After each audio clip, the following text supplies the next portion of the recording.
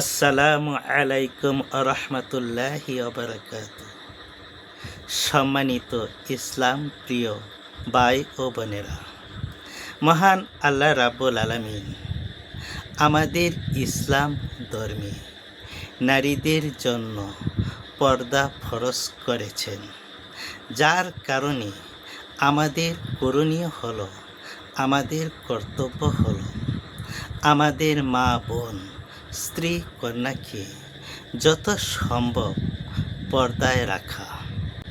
নবী করিম সাল্লাল্লাহু আলাইহি ওয়াসাল্লাম বলেছেন, হাসরের দিন, মুসিবতের দিনে একজন বেপর্দা নারী 4 জন পুরুষকে বিনা হিসেবে জাহান্নামে নেবে, নাউজুবিল্লাহ।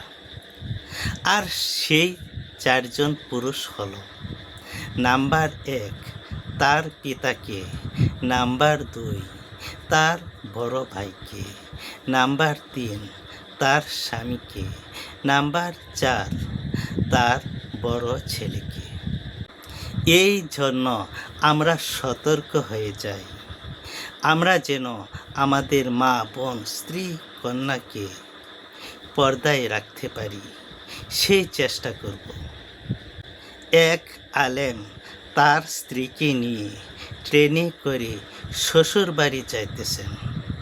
তাদের পিছনের সিটে বসে আছে এক জেনারেল শিক্ষিত লোক তার বউকে নিয়ে। পর্দা তো দূরের কথা, খোলামেলাভাবেই যাইতেছে।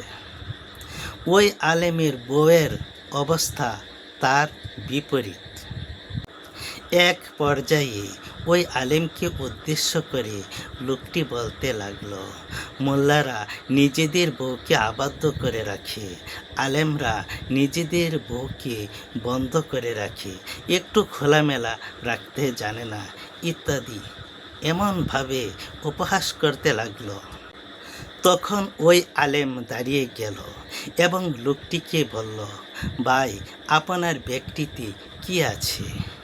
তখন লোকটি বলল, আমার গোপন জিনিসপত্র আছে আর টাকা পয়সা আছে।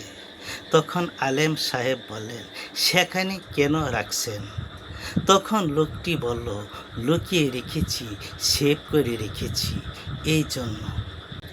তখন আলেম সাহেব বললেন, আমিও আমার স্ত্রীকে এভাবেই যত্ন করে রেখেছি যেন কেউ না দেখে, কারণ আমার কাছে আমার স্ত্রী খুব মূল্যবান, পকেটের টাকার চেয়েও কোটি কোটি গুণ বেশি।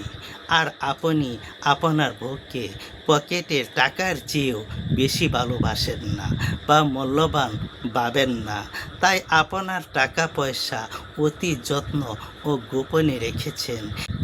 নিজের বউটাকে জনসম্মুখে খোলামেলা রেখেছেন। আমরা আমাদের বউকে খুব ভালোবাসি বলেই অন্যের কুদৃষ্টি থেকে সেভ করে রাখি।